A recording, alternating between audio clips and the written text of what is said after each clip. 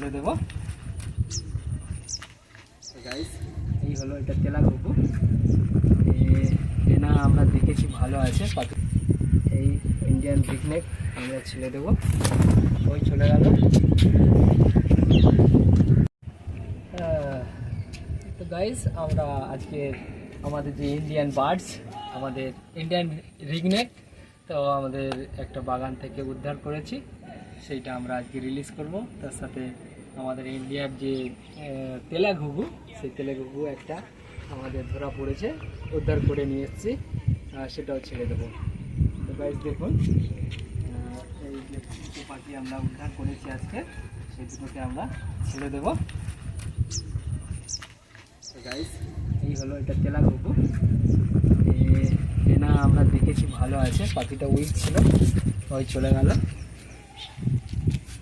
আর আমাদের যে Indian ringneck,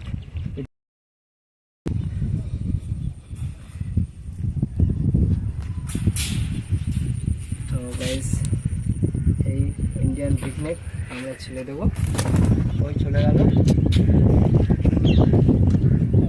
চলে গেল। গাইস কেউ ওই জাম গাছে উঠেছে,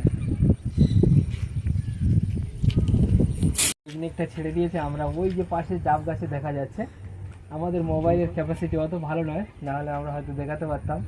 আর আমি ইন্ডিয়ান সবাইকে আমি রিকোয়েস্ট করব যে ইন্ডিয়ান যে কোনো আমাদের এই ইন্ডিয়ার যে কোনো পাখি হোক, টিয়া পাখি হোক, শালিক পাখি হোক, আপনারা চেষ্টা করবেন যতটা সেফ রাখা যায়।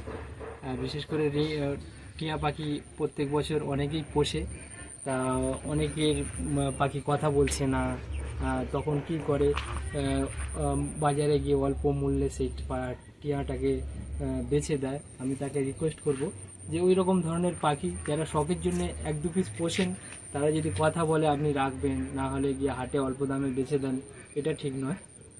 এর জন্যে আমি রিকোয়েস্ট করব যে যে পাখি কথা বলছেন না, আপনি রাখতে পারছেন না, সেটাকে আপনারা ছেড়ে দিন।